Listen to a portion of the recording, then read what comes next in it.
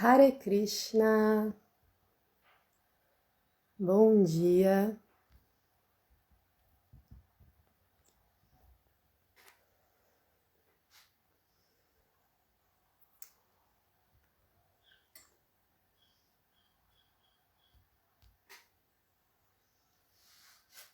Hare Krishna, bom dia Bali, bom dia Jorge. Me digam, por favor, se o áudio tá ok. Eu tô com um microfonezinho aqui e eu espero que ele esteja funcionando direitinho. Se vocês estão me escutando bem e me vendo bem também. Enquanto o pessoal vai entrando. Som ok, imagem um pouquinho embaçada. Pois é que tá muito úmido aqui.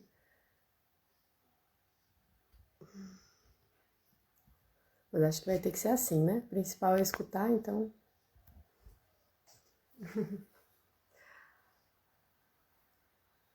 Então tá, gente. Eu vou cantar um pouquinho enquanto o pessoal vai entrando.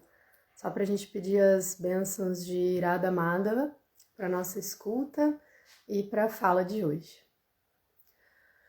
Jai Radha Madhava Kunja Bihari Jai Radha Madhava Kunja Bihari Jaya Gopi Jana Vallabha Girivaradari Jaya Gopi Jana Vallabha Girivaradari Yashodanandana Vraja Janaranjana Yashodanandana Vraja Janaranjana Jamuna Tiravanachari Jamuna Tiravanachari Jai Radha Madhava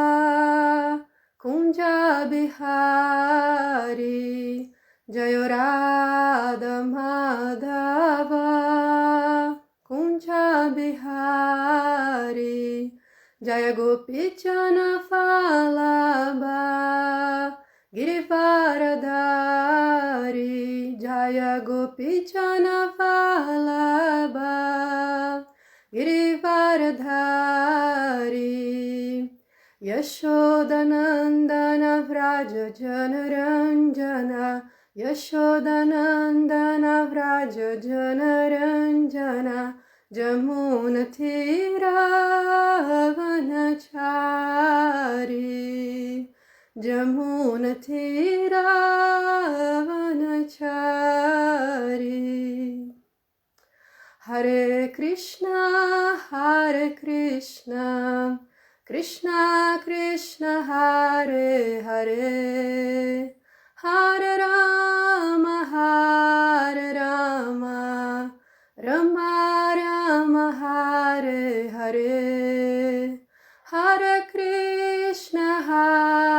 Krishna, Krishna Krishna, Hare Hare, Hare Rama, Rama Rama, Hare Hare, Hare Krishna, Krishna Krishna, Hare Hare, Hare Rama, Rama Rama, Hare Hare. Shila Prabhupada aqui, Jai. Então, bom dia para todo mundo, sejam muito bem-vindos aqui ao Hare Recife. E agora vocês vão ver, meu nome é Radha Shakti Devidasi, e vocês vão ver um pouco mais a minha carinha e a do Brahmarshi por aqui, porque graças ao convite da Vishnupriya, a gente está fazendo parte agora do rodízio de palestras aqui do Hare Recife. Então aí uma vez por mês, um pouquinho mais espaçado, eu e o Brahmarshi vamos estar por aqui em domingos sequenciais, tendo uma conversa sobre a Bhagavad Gita, sobre tópicos espirituais com vocês. E vai ser um prazer ter o feedback de vocês, ter os comentários de vocês. dúvidas também, então vamos acompanhando esse rodízio de palestras maravilhoso que tem todo domingo às 10 horas aqui no Hare Recife, tá certo? Muito obrigada ao pessoal da ISKCON Recife, em especial a Vishnupriya, pelo convite de poder estar participando desse serviço devocional tão prazeroso, porque quanto mais a gente tem a oportunidade de falar de Krishna, mais a gente vai estar escutando as nossas próprias palavras, né, e introspectando cada vez mais esse conhecimento dentro da gente. Então, é um serviço que eu agradeço muito por poder fazer. Então, gente, começando, eu escolhi um verso do Bhagavad Gita hoje. Para quem tem, pode dar uma lida aí junto. Ele é o verso 45 do capítulo 6. Eu vou ler ele aqui, mas eu vou dar uma antecipada em relação à temática. Então, ano passado, um ano e pouco atrás, eu dei uma palestra no Ministério Vaishnavi, que era a Secretaria da Mulher na época, e era sobre sinceridade. Reflexões sobre sinceridade, e eu tive muita vontade de reciclar essa palestra e trazer ela de novo hoje aqui, dar uma olhada para ela, né? Dar uma olhada para essas palestras antigas, dar uma reciclada, dar uma aprimorada. Eu quis fazer isso hoje. Então, a temática é sinceridade, a essência de todas as virtudes, de onde todas as virtudes podem surgir. E reflexões sobre a importância que se dá para esse conceito tão abstrato que é a sinceridade no processo de Bhakti, como a gente vê várias menções nas escrituras e nas falas dos Goswamis também. Então, como que a gente pode desenvolver isso, né? Como que eu posso me tornar uma pessoa sincera? Porque o que a gente mais admira numa alma autorrealizada, que foi a temática da palestra do Brahmarshi na semana passada, é a capacidade de ser sincero no seu processo, né?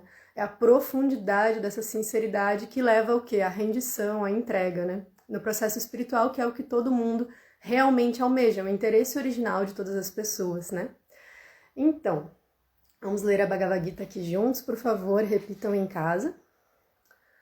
Om Namo Bhagavate Vasudevaya. Om Namo Bhagavate Vasudevaya. Om Namo Bhagavate Vasudevaya. Então, lendo o Srimad Bhagavad Gita, capítulo 6, verso 45.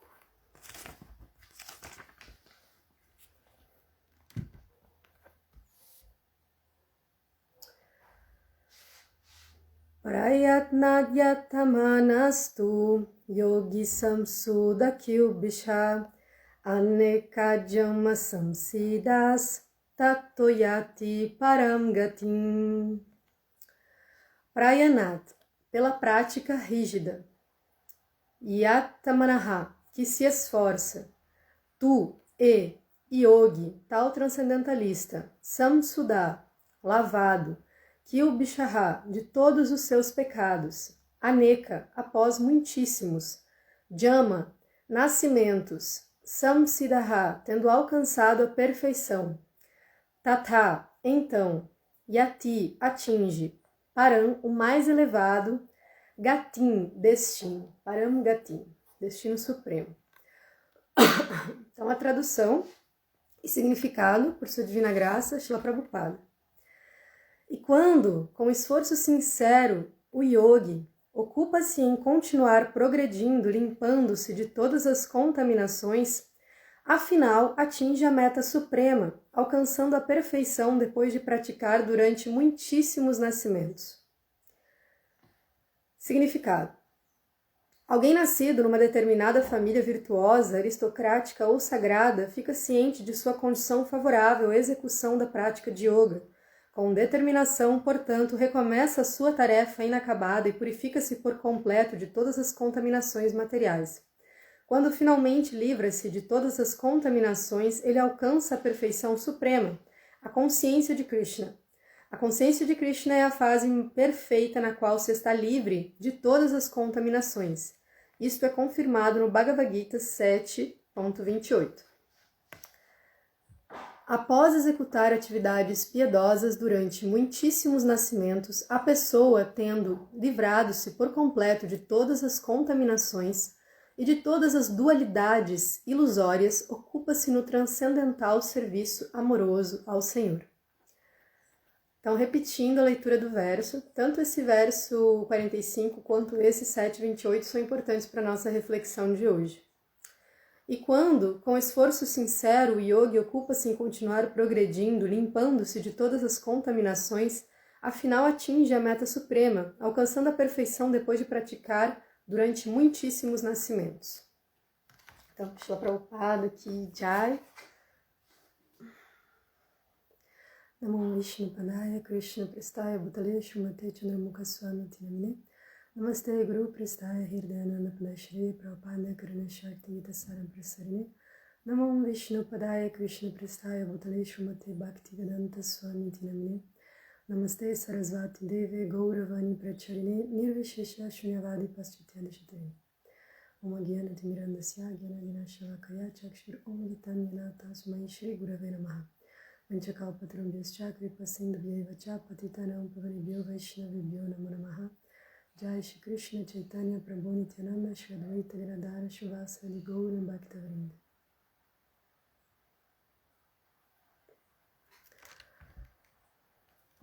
Ai, que bom, Jorge, que bom que tá audível então.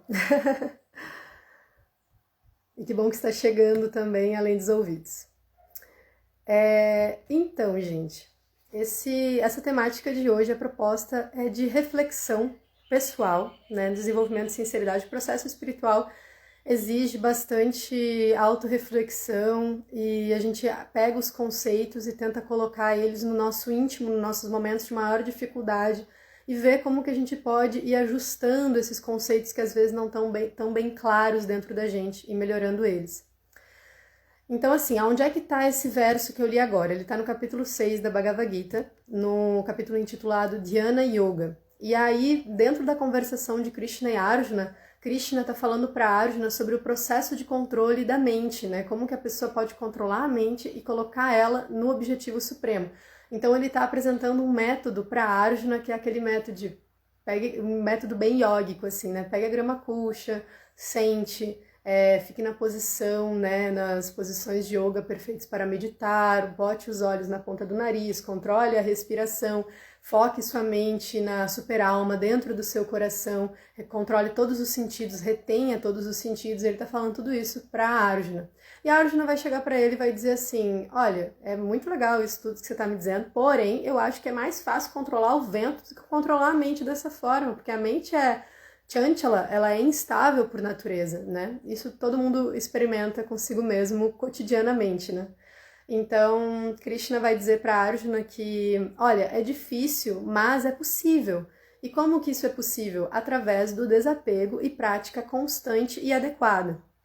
Isso para quase tudo na vida, né? Essa resposta de Krishna, ela é um coringa, assim, para muitas coisas na vida. Então, desapego e prática constante e adequada é o que vai realmente fazer a gente avançar nos locais que a gente acha, nossa, isso não é para mim, ou isso é muito difícil. Então, não adianta simplesmente a pessoa ter prática constante, se ela for apegada, ela não vai conseguir manter, mas se ela tiver uma prática constante com desapego, então ela vai conseguir manter aquilo, né? E o desapego que não pratica também não vai atingir nada, né? Então é um equilíbrio entre os dois, realmente.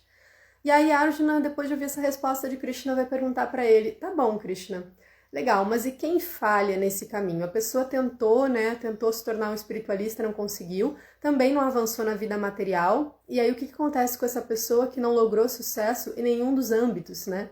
E aí Krishna vai dizer que o bem feito nunca é perdido, né? Então, na realidade, essa pessoa, ela vai na próxima vida nascer numa família aristocrática ou de transcendentalistas avançados, nos quais ela vai ter facilidades, o que não significa que ela já vai estar pronta, mas que ela vai ter facilidade para poder continuar no caminho espiritual e se aprimorando.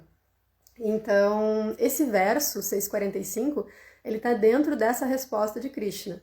E dentro dessa resposta ele vai estar falando que com um esforço sincero, essa pessoa que recebeu todas essas facilidades, depois de muitos nascimentos tentando, ela finalmente vai lograr Param Gatim, o destino supremo. E o que é o destino supremo? Aqui Krishna não está falando de Brahmadyoti, né? Krishna está falando realmente da realidade espiritual na qual as almas espirituais estão tendo um relacionamento com Krishna neste exato momento, pessoal, interação pessoal, tanto nos planetas Vaikunthas, nas formas Narayana, quanto em Goloka Vrindavana com Krishna, que a gente conhece, azulzinho, pena de pavão e não sei se o dote é só amarelo o tempo todo, deve ter outras cores também, né? E a flauta e etc. Então, as almas, nesse momento, as almas liberadas, né? Que eles estão na realidade interagindo dessa forma com Krishna, enquanto nós estamos aqui objetivando isso e tentando ajudar uns aos outros a chegar nesse local também. E que a gente sabe que é completamente possível. Afinal, tem mais almas na realidade espiritual do que almas condicionadas nessa realidade material. Então, é totalmente possível. E assim, queria fazer algumas considerações sobre a natureza de Bhakti Yoga. Então, às vezes as pessoas acham que esse processo da consciência de Krishna, ele é exclusivo para pessoas num determinado nível social, ou uma determinada condição mental, ou com uma determinada condição kármica, ou qualquer condição que tenha que se colocar para a pessoa praticar Bhakti. E isso não é real. Bhakti, ela não é sectária e ela é extremamente acessível. Essa é a realidade da prática de Bhakti Yoga. Toda pessoa que que é uma alma tem condições de praticar Bhakti. E como toda pessoa é uma alma espiritual, então todos têm condições de praticar Bhakti Yoga. E é justamente isso que a última manifestação de Krishna nesse planeta, que foi Chaitanya Mahaprabhu, ele vem trazer em essência. Quando ele sai nas ruas cantando o Mahamantra Hare Krishna e angariando pessoas junto dentro daquele processo, quando a gente vê os passatempos, as histórias de Chaitanya Mahaprabhu e seus associados, a gente vê que uma das grandes mensagens da Lila de Chaitanya era justamente a acessibilidade e o quão não sectário o Bhakti Yoga é. Então, é bom a gente ter isso sempre em mente, tanto na hora de compartilhar, quanto na forma de lidar com a gente mesmo com esse processo. E Acharya Deva, ele traz um comentário em relação à acessibilidade de Bhakti, que é muito interessante. Bhakti é acessível, porém ela tem um requisito para que ela seja realmente Bhakti Yoga. Ele comenta que é possível praticar yoga, essa yoga de asanas e tudo mais, sem consciência de Deus, né?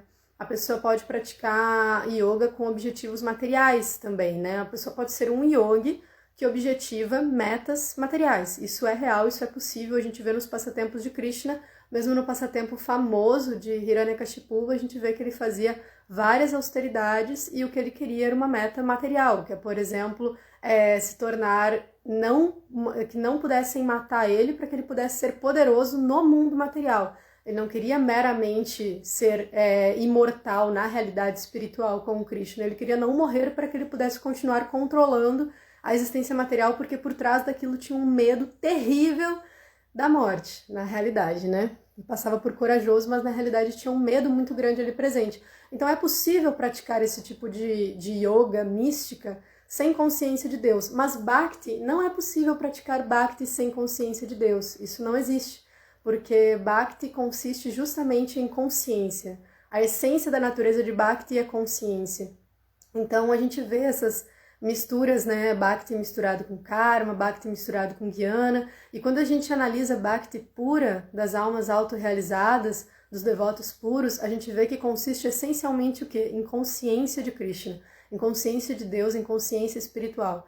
Então, esse é o pré-requisito máximo de Bhakti, né? Se tem algum pré-requisito em Bhakti, é isso, que a pessoa queira estar presente no seu processo, que a pessoa queira estar consciente do seu processo. Esse talvez seja o grande pré-requisito de Bhakti. E para que esse requisito ele se dê na prática, a gente precisa do quê? De sinceridade. Não é possível estar consciente, estar presente no seu processo se não houver sinceridade, porque não vai ser o tempo todo prazeroso, né? Não é que vai ser o tempo todo difícil, mas nem sempre vai ser aquele prazer que a gente imagina que é.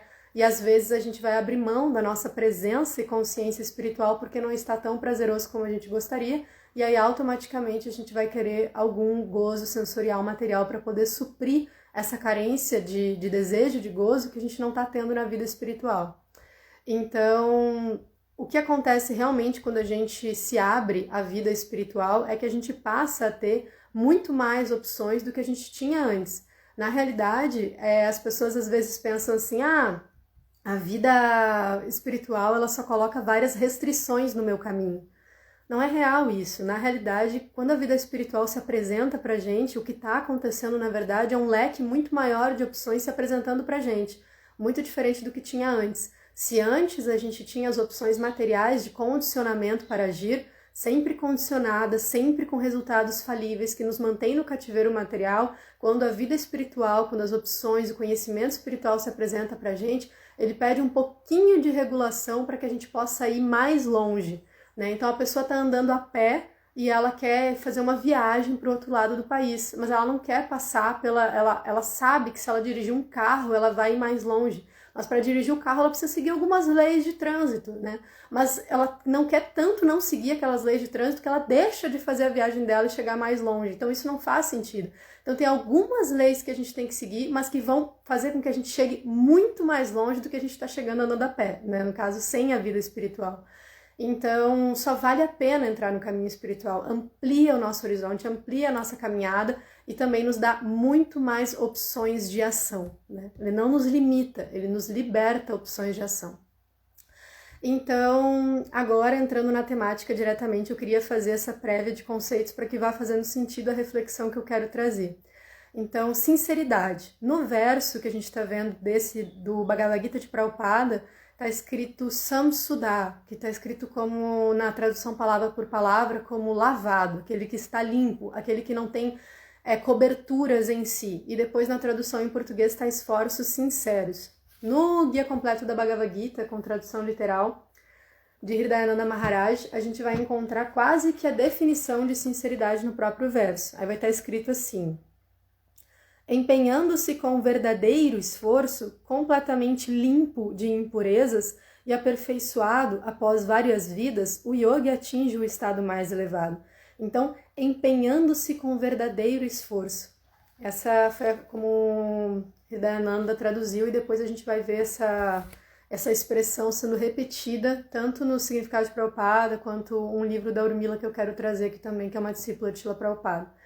Então, mas a etimologia da palavra sinceridade, ela traz um aspecto histórico. Aqui pra gente no Ocidente, né, a gente usa esse termo, tem essas outras traduções, depois eu vou trazer no sânscrito o que mais se aproxima disso, mas a palavra sincero, na nossa cultura ocidental, ela vem de um contexto medieval, no qual existiam aqueles escultores de mármore, e eles faziam esculturas e tudo mais à mão, né, um processo super incrível, assim, que eles tinham essa arte na Europa, e aí era considerado, tinha uma classificação popular de quem era realmente um bom artesão e quem não era. E usavam a palavra que, esse trabalho dele é sem cera. Ele é sem cera porque ele não tá, porque eles colocavam cera para fingir os erros da escultura. Porque imagina, tu erra numa escultura, é bem difícil de tu consertar, né? Afinal, eles pegavam os blocos, assim, de mármore e começavam a fazer, ou de pedra também começavam a fazer.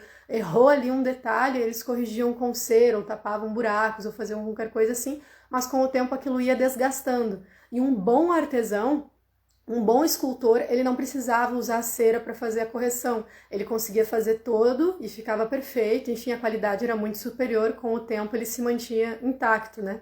Então, na conotação popular era, essa escultura é sem cera e aquela escultura é com cera. Então, daí que vem a palavra sincero, né? Sem cera. Ele não tá tentando mascarar suas imperfeições com nada, né? Então, depois virou um termo relacionado à virtude e a caráter mesmo, né? A ética da pessoa. Então, essa é a etimologia da palavra sincero aqui no Ocidente. E em sânscrito, a gente vai encontrar... Eu estava vendo junto com o Brahmarshi a palavra adamba, para uma delas, né? Para o sentido de sinceridade. A é não, em sânscrito, e damba seria hipocrisia, engano, fraude ou arrogância. Então, adamba é sem hipocrisia, sem engano, sem fraude e sem arrogância. E a gente vai encontrar essa palavra damba sendo usada na Bhagavad Gita, no verso 16.4, e vai estar traduzido como religiosidade hipócrita. Então, sincero é aquele adamba, aquele que não se veste de religiosidade hipócrita. E aí, outra palavra que é mais usada para sinceridade é satam, sincero, satam. Sat, verdade, eternidade. Tudo que é eterno é consistido em verdade, né? Verdade verdadeira tem que ser eterna, tem que ser perene. Então, nesse sentido. E satya como sinceridade. Satam, sincero, satya, sinceridade. E outra palavra que a gente achou interessante para sinceridade Essa Adamba e essa que eu vou falar agora não são tão usadas, as mais usadas é Satam e Satya, mas é a Eka Bhava, que é um humor, uma raça, uma relação, um êxtase, ou seja, ele fixo numa relação, fixo numa raça, fixo em um êxtase, né, espiritual, que no caso seria Krishna, né, o que fecha muito bem com a ideia da sinceridade mesmo. E aí a gente vai encontrar no Néctar da Devoção que Rupa Goswami vai começar sobre os pré-requisitos de Bhakti. Ele vai começar o capítulo dizendo assim, o único requisito é a sinceridade. Então ele já começa trazendo isso com essa força, e a gente vê Prabhupada dizendo sempre isso. O real requisito de Bhakti é sinceridade, esforço sincero.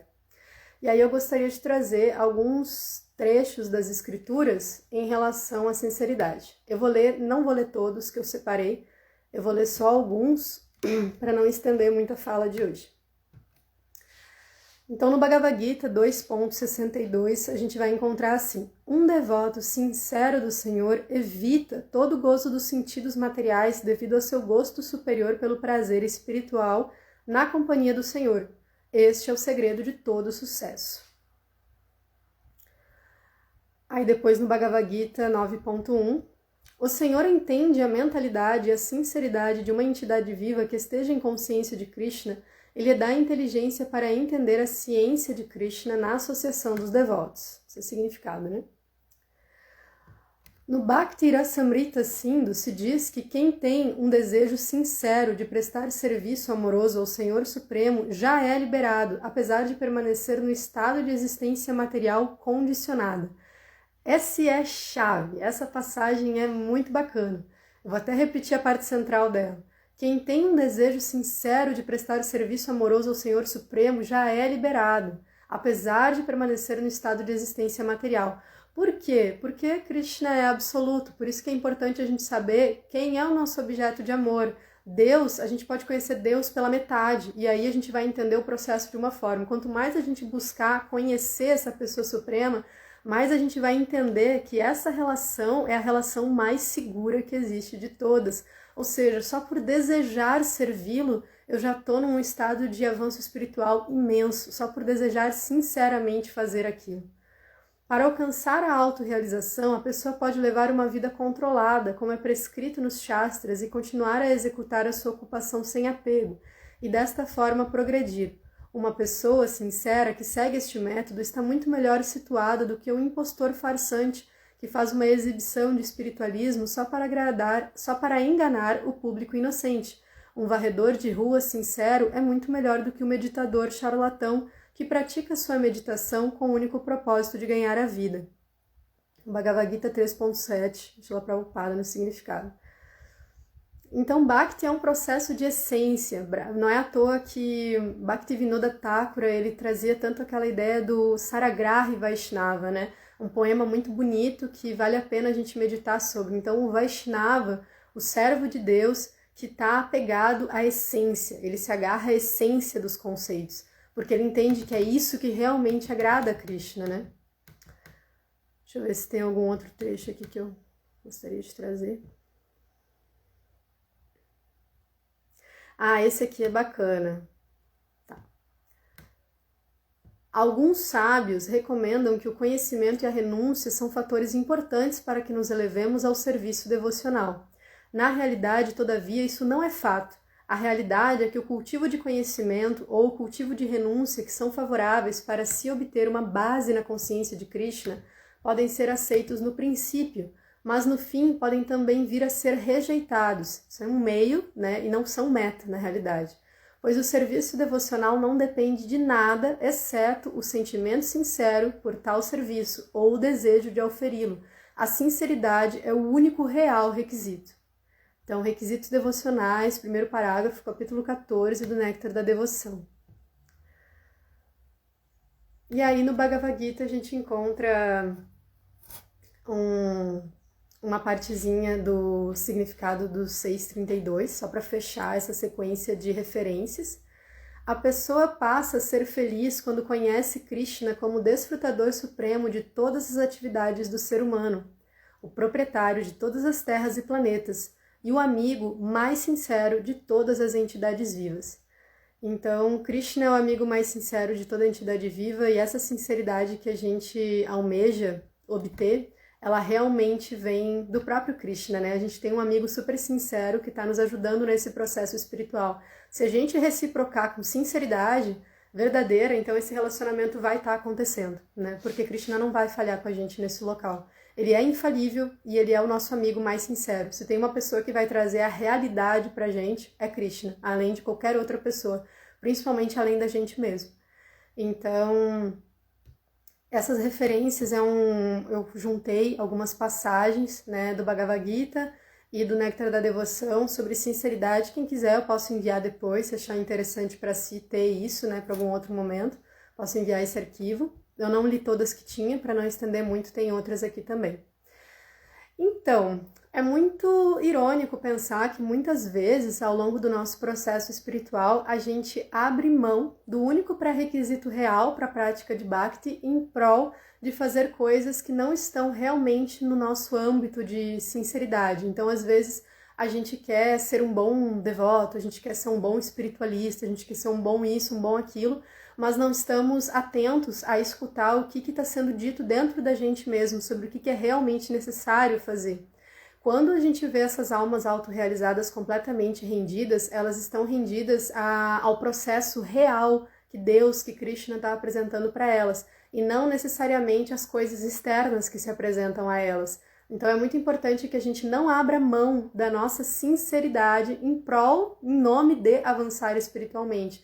Porque às vezes a pessoa quer cantar 20 voltas de japa. Vou dar um exemplo, tá? São só exemplos, tem várias outras situações. Mas para ela poder estar, eu tô num patamar bom, então, porque é um número, né? É 20. Mas ela faz isso com péssima qualidade.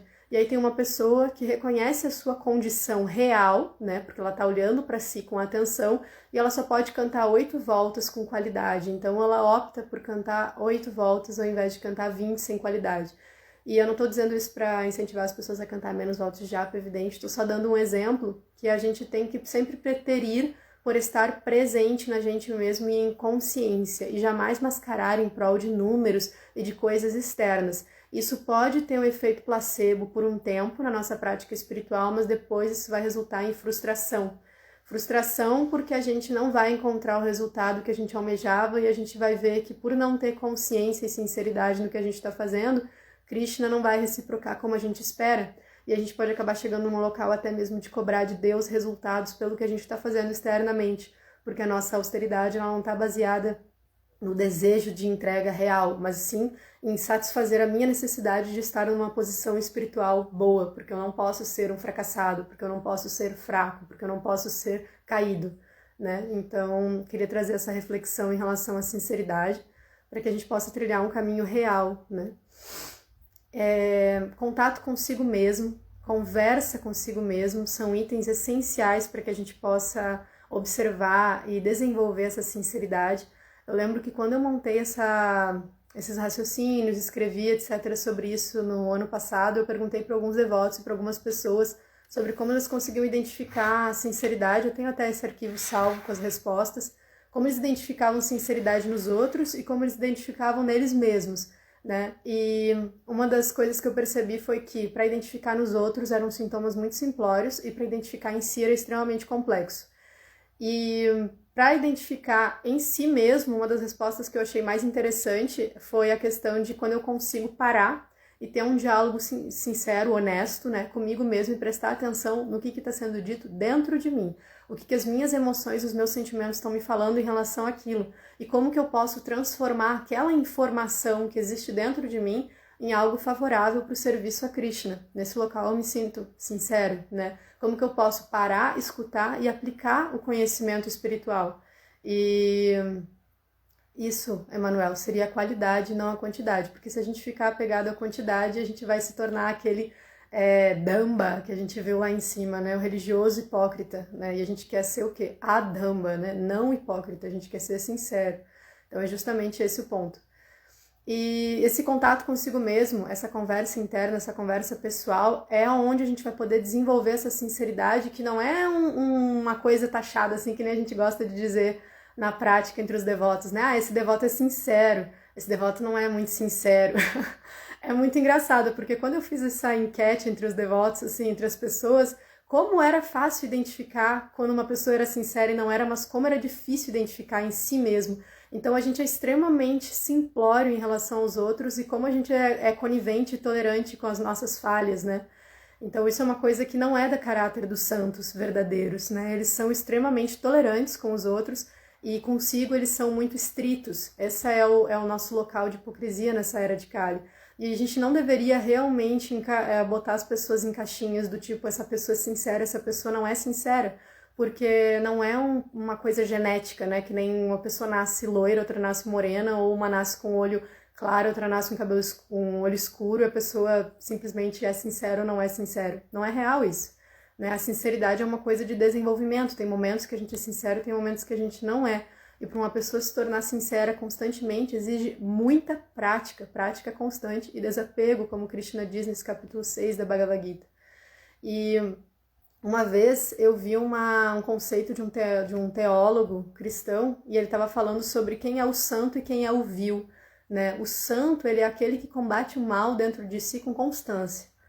Eu achei muito interessante esse conceito do santo que ele trouxe, porque o santo não é aquele que não tem mal dentro de si. Ele falou que o santo é aquele que enxerga e combate o mal dentro de si, né? E o vil é aquele que finge que não vê o mal dentro de si e é conivente com o mal dentro de si. Então, isso acontece muito na prática espiritual em Kali Yuga, né? A gente observa bastante isso. Porque assim, a pessoa pode até observar o mal dentro de si e continuar sendo conivente. Eu estou usando essa palavra o mal desse sentido porque a teologia cristã traz bastante isso, mas eu posso trazer, por exemplo, a vidya, a ignorância. Ele pode observar a ignorância dentro de si e ser conivente com ela, igual, né? Que é pior ainda. Mas o ideal seria que a gente enxergasse a vidya dentro da gente e não fosse conivente com ela, por saber que aquilo vai estar prejudicando principalmente a nós mesmos. Pode até prejudicar os outros, mas o principal prejudicado é a nós mesmos, né? Então, para continuar a reflexão, eu gostaria de entrar numa outra parte agora, que é a questão da autoconfiança, que é um grande auxiliar no processo de desenvolvimento dessa sinceridade que a gente tanto almeja, que é essencial para o nosso diálogo interno acontecer. E a gente tem muitos conceitos deturpados dentro da gente que impedem que a gente desenvolva uma autoconfiança realmente saudável. Então, assim, alguns conceitos é a questão de humildade, né? Humildade não é a pessoa ter uma perspectiva muito degradada sobre si mesmo. Humildade, um dos conceitos de humildade é inteligência espiritual, ou seja, a pessoa reconhece que ela precisa da prática espiritual porque ela é muito pequena perante Deus. É uma consciência profunda sobre a sua pequenez perante a realidade de Deus, né? E também a realidade é realmente compreender Brahman, Paramatma e Bhagavan, a pessoa acaba desenvolvendo humildade, porque quando ela também compreende Paramatma no coração de todas as entidades vivas, então ela passa a entender que Deus não só está favorecendo ela, mas ela está favorecendo a todos igualmente a todo tempo. Então ele é o benfeitor, ele é o amigo mais sincero de todas as entidades vivas, e isso é muito difícil da gente assimilar. Por que é difícil da gente assimilar na prática, na convivência social? É difícil porque a gente tá com a consciência constante na ideia da disputa, da competição e da inveja. Então imagina, tem uma pessoa suprema que é o benfeitor de todos igual e que é o benefício de todos igual. A gente cresceu com a recepção de amor da nossa mãe, do nosso pai, de pessoas que na maior parte das vezes preteriam a nossa felicidade à dos outros, porque esse amor ainda, por mais purificado que ele seja, ele ainda tem uma certa parcialidade presente dentro dele. Os nossos amigos, todas as relações que ainda tem muita parcialidade presente. Agora, para a gente conceber um amor que vem do Supremo e que realmente é imparcial, que realmente reciproca de acordo com a entrega e que quer o benefício de todos simultaneamente, que age a favor de todos simultaneamente, para isso exige muito exercício de compreensão em relação à natureza de Deus. Né? Exige muita prática, porque não é tão simples assim. Nós estamos acostumados com outra coisa, nós estamos acostumados com parcialidade. Né? Então, essa ressignificação de conceitos, em termos de humildade, em termos de coragem, né? Muitas vezes a pessoa não consegue ter uma autoconfiança adequada porque ela considera a coragem como arrogância e aí ela confunde tudo, ela não consegue se desenvolver espiritualmente. Empoderamento, que é uma palavra que está muito em voga hoje em dia, mas empoderamento é um conceito que poderia ser muito mais bem utilizado espiritualmente, não para coisas tão externas, mas sim para empoderamento mental, para entrega para Deus, né? Quem é a pessoa verdadeiramente empoderada, né? As almas rendidas são as pessoas verdadeiramente empoderadas, porque são as pessoas que estão realmente libertas, né? Elas permitem que Krishna Shakti, o poder, a Shakti divina, passe por elas. Então elas são realmente empoderadas divinamente, né? E essa confiança, ela tem alguns âmbitos na prática espiritual, tanto no sentido de confiança em Krishna, confiança nos devotos, confiança no processo e confiança em si mesmo.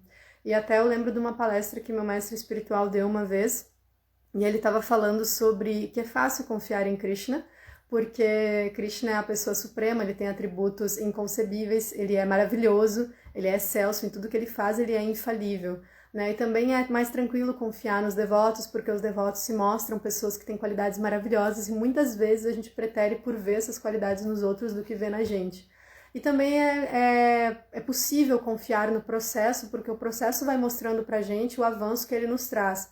Agora, o real desafio consiste em confiar em si mesmo. Confiar em si mesmo como alma espiritual, né? Como Satchitananda, porque a gente confia em nós mesmos como corpos. E não só como corpos grosseiros, mas principalmente como corpos sutis, porque a identificação material ela não consiste somente em a gente acreditar que a gente é esse corpo grosseiro, ela consiste em a gente acreditar que a gente é o corpo sutil também, e o Bhagavatam traz isso muito claramente, a identificação com o corpo sutil, eu pensar que eu sou a mente. Essa foi a grande instrução que Narada Muni trouxe para Srila Vyasadeva.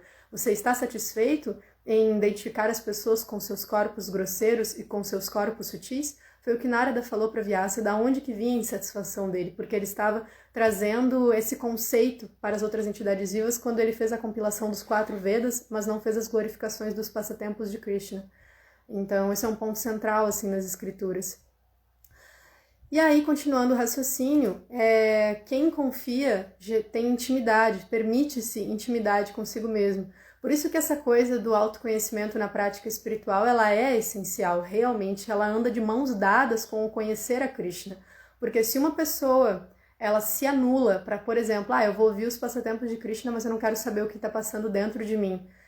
Não vai dar muito certo, a pessoa realmente ela tem que escutar os passatempos de Krishna com a consciência de que esses passatempos, essas lilas, esse conhecimento, essa ciência acerca de Krishna, ela vai abrir janelas dentro da gente, eles são todos reais, mas eles também vão abrir portas dentro da gente para a gente poder se conhecer profundamente. Krishna vai dar essa oportunidade para a gente, porque quem confia permite-se intimidade, e essa intimidade vai fazer com que a gente veja coisas sem se identificar tanto com elas, né?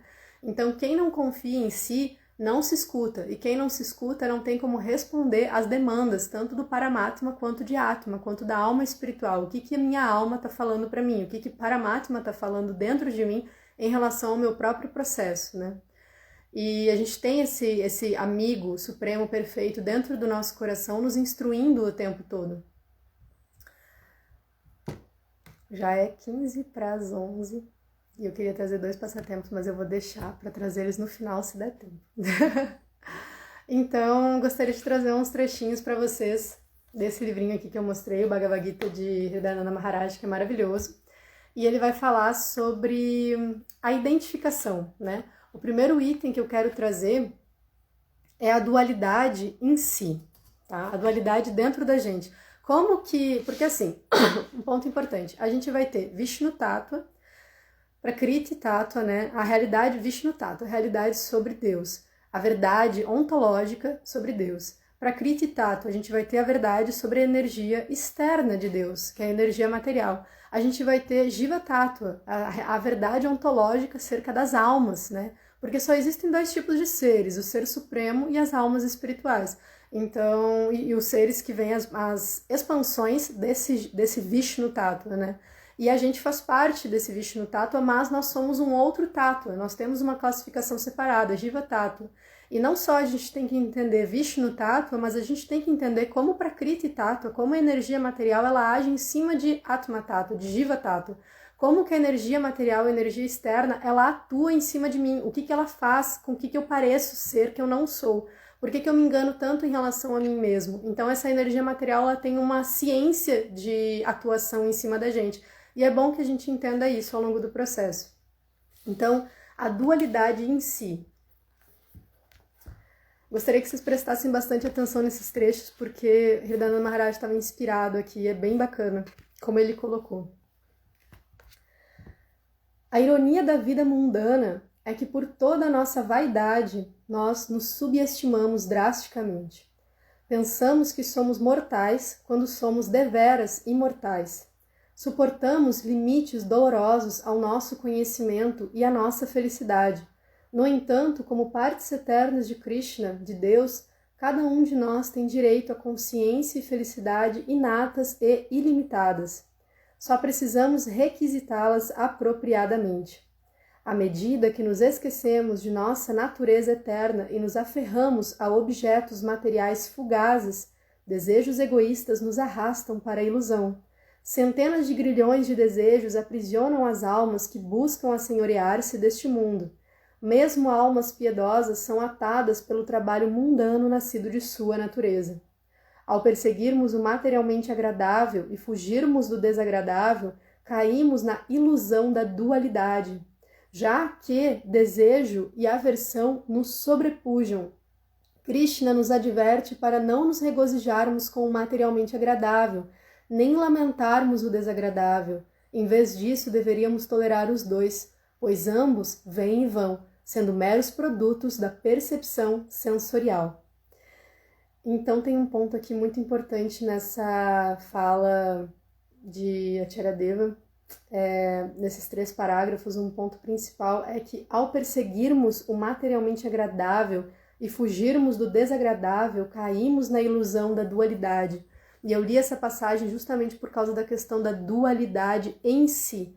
Essa dualidade na gente, ela faz com que muitas vezes a gente não queira ser caído, degradado, sujo, invejoso, ciumento, raivoso, odioso e etc. E essas coisas todas existem dentro da gente. E a gente não consegue se tornar uma pessoa realmente sincera quando a gente... Primeiro, eu não sou esses sentimentos, nós somos almas espirituais. Se a pessoa se considera tudo isso, fica praticamente intolerável dela conseguir acessar essas emoções e esses sentimentos. Não é possível, porque ninguém tolera ser algo tão ruim. E aí a gente vê constante, o pessoal fazendo terapia e tudo mais, porque é necessário para conseguir o quê? Olhar para as emoções que estão te impedindo de avançar, olhar para os locais que estão te impedindo de avançar, porque é tão difícil ver aquilo que a gente considera ser o quê? A gente. E o conhecimento espiritual está dizendo para a gente, olhe seguro para aquilo. Primeiro, Krishna está do seu lado.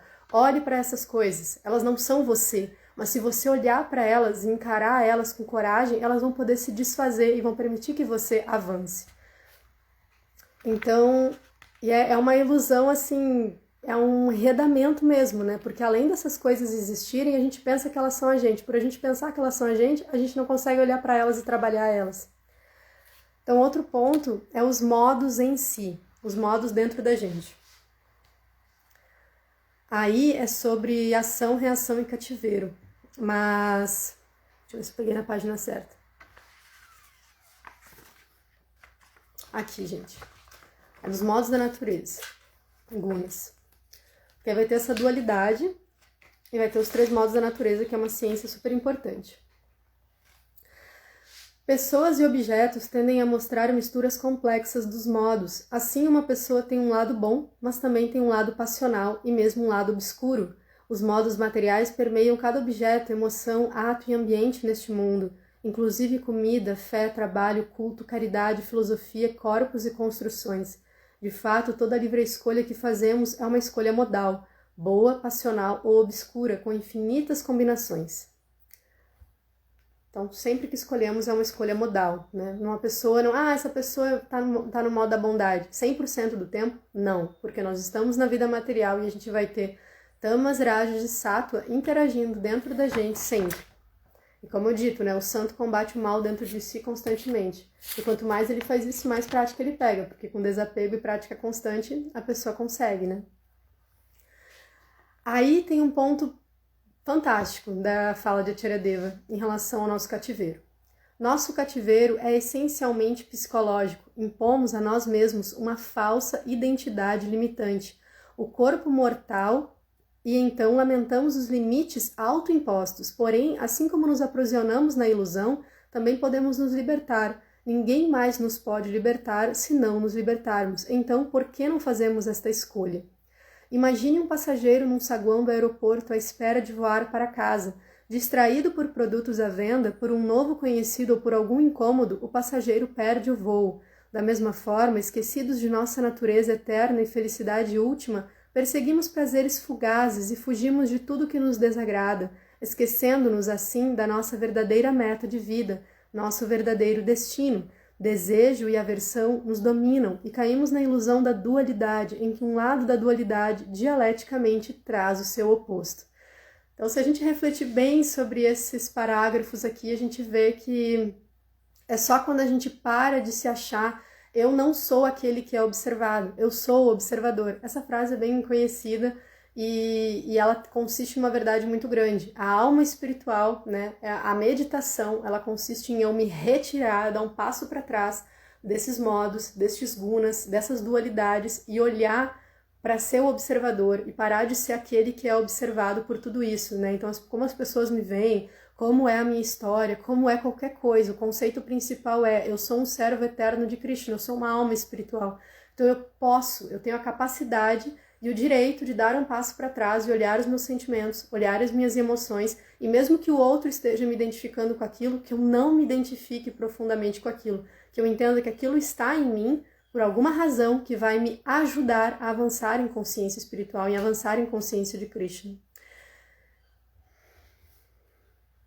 E assim como a gente está sempre buscando prazer, a gente vai fugir desse processo que parece tão desagradável. Só que fugindo desse processo interno, o que vai acontecer é que a gente vai cair nele invariavelmente, porque quando a gente entra em prazer e aversão, um lado puxa o outro. Se eu me apego à aversão, vai ter se eu apego e aversão, né? Se eu fico só no apego, vai vir a aversão, se eu fico só na aversão, vai vir o apego. O que a gente precisa é a consciência espiritual, essa não identificação com mente e corpo. Então, como que a gente pode desenvolver a autêntica sinceridade se a gente continua a se identificar profundamente com mente e corpo? Para isso, o Mahamantra Hare Krishna ele vai nos ajudar profundamente a gente poder se identificar com algo que é real, com a realidade em relação a mim mesmo. Não é projetar só em Krishna esse processo, é uma equipe. É eu, Krishna e o Guru juntos, atuando de forma consciente para a gente conseguir ter essa libertação que aqui Hridayananda Maharaj está falando, é totalmente psicológica, né? E é muito interessante que ele esteja dizendo isso dessa forma, né?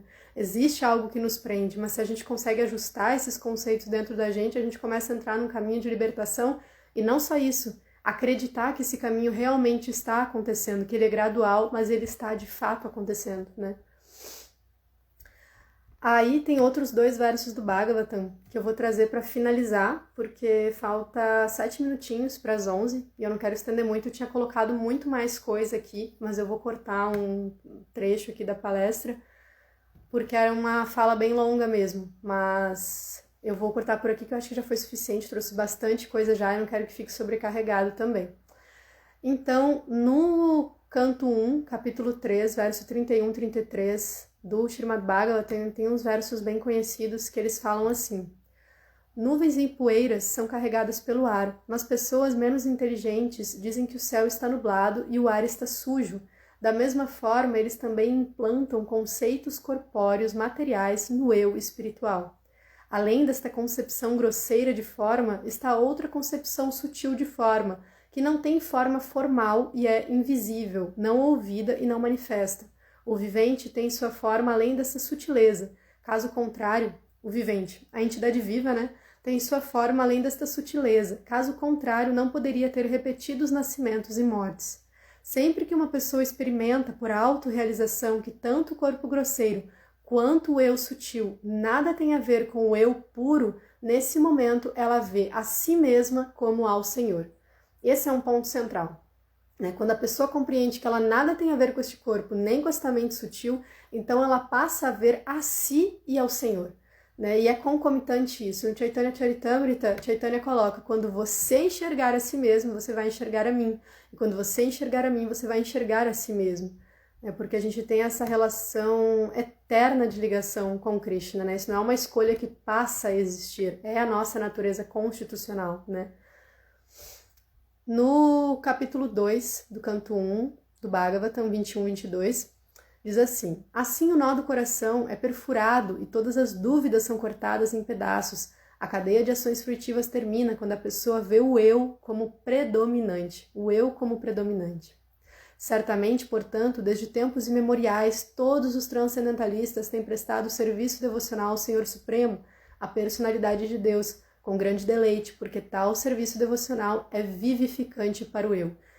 E aí é aquela grande capítulo maravilhoso do Bhagavad Gita, que é o capítulo 12, acerca do serviço devocional, no qual Krishna vai dizer que a única forma de conhecê-lo como ele é através do serviço devocional, porque este é o método pelo qual a Suprema Personalidade de Deus escolheu para fazer com que a entidade viva se reconheça como ela é e reestabeleça o laço que ela tem com Krishna. Né? E aqui ele está dizendo que ele é vivificante para o eu. O que quer dizer isso? Ele traz o eu à tona, ele traz o eu de volta à vida, tirando essa identificação tão forte que nos ata a algo que a gente não é, né? Então eu sempre digo que se tem algo que vale a pena a gente pesquisar sobre, é o conceito de serviço devocional. Se tem algo que vale a pena a gente estudar sobre, é sobre serviço devocional.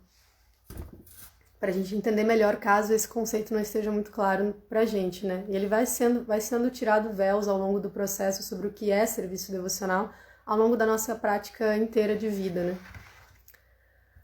Então tá, gente. É 10:55 e eu vou encerrando por aqui. Eu gostaria de trazer outras questões sobre humildade, sinceridade, outros pontos também, mas eu acho que já foi suficiente, fica para uma próxima oportunidade. E eu gostaria de ver, para não deixar de ver os comentários, porque o Instagram, ele tira todos os comentários, né? Depois que fecha a live. Infelizmente, os comentários da live não ficam. Eu espero que tenha sido útil para vocês, espero que vocês tenham gostado da reflexão de hoje. Aqui o Emanuel, né, falou antes que seria a qualidade e não a quantidade, que é isso mesmo. Aí o professor Jorge, ele colocou protesto, quero a live até às 6 horas. Que bom que foi útil para você, Jorge, que bom que você gostou, feliz. E pediu para mandar o arquivo das referências. Eu vou tirar uma foto aqui da tela, porque daí eu consigo pegar depois o seu e-mail, tá certo? Então tá, gente, muito obrigada, Daipaina, o Manuel, mais um momento de profundas reflexões, foi muito útil, néctar, Daipaina, Hare Krishna, que bom que você tá aí, que bom que você tá gostando, que você gostou. É isso então, gente, muito obrigada pela presença de vocês, e uma última coisinha que eu gostaria de trazer é sobre esse conceito de sinceridade, sobre essa busca de encontrar as nossas próprias emoções e a nossa real condição. Eu recomendo muito esse livro aqui, Os Súplicas de um Místico Urbano, do Bhaktitirtha Swami, que tem na Sankirtana Shop, que são basicamente orações, algumas orações mais assim viscerais, outras orações sinceras, simples, elas são simples, não são cheias de conceitos filosóficos nem nada, mas é algo que vem da mente e do coração desse grande Vaishnava que é Bhaktitirtha Swami. Então, recomendo muito esse livro como um exercício meditativo diário, assim. Ele traz bastante essa ideia do processo real espiritual. Então, é isso. Muito obrigada pela presença de vocês, minhas reverências a todos e até a próxima. Hare Krishna, Bhagavad Gita Ki Jai, Shila Prabhupada Ki Jai. Bom dia para todo mundo.